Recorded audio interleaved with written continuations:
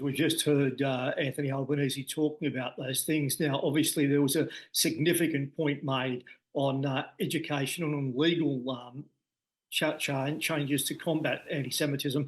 Of course, they'll be led by the Home Affairs Minister, Tony Burke. Now, it's been already mentioned, the reject visas for people who spread hate speech and division. Now, that has gone further than just anti-Semitism. It is any sort of hate speech.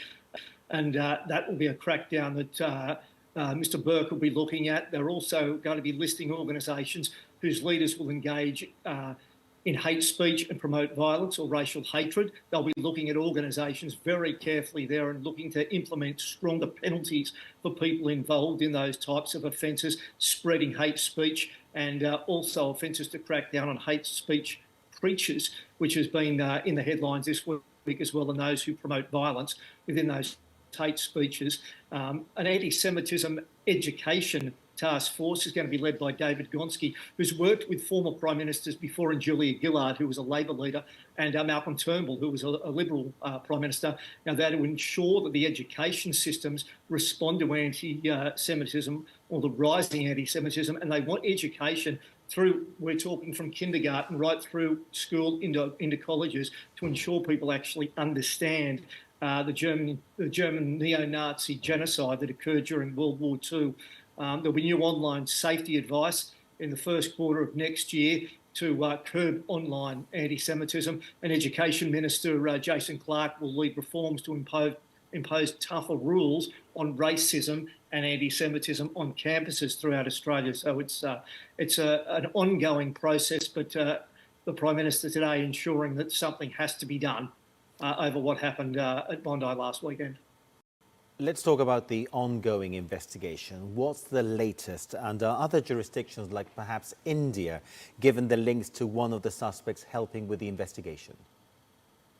Well, in fact, the Indian authorities formed a special branch of officers earlier in the week. Now, I've been told that they went into a small residential area in Hyderabad where relatives of the Akrams actually lived.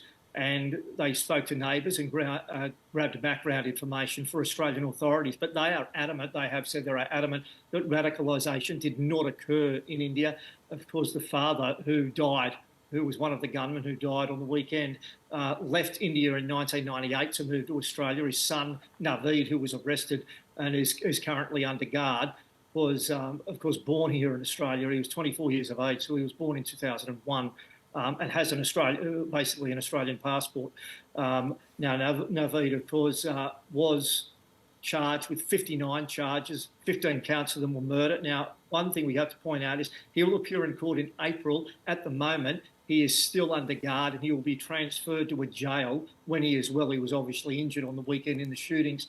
But apart from the 15 counts of murders, of course, there's one count of committing a terrorist act and a number of others involving grievous bodily harm, discharging a firearm, one count of causing a public display of prohibited terrorist organisation symbols, and as well as placing an explosive in or near a building. The officials in the Philippines deny any military training for both father and son, but we do know that they stayed in the southern Philippines for almost a month. Do we know why?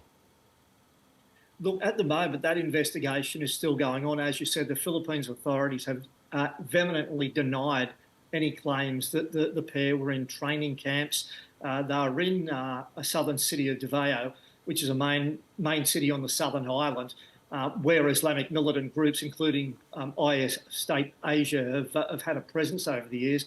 But Philippines authorities are adamant that there was nothing going on in regards to any sort of camps or training they were under. We do know that they checked into a hotel on November the 1st. Now, they were only going to stay there for a week.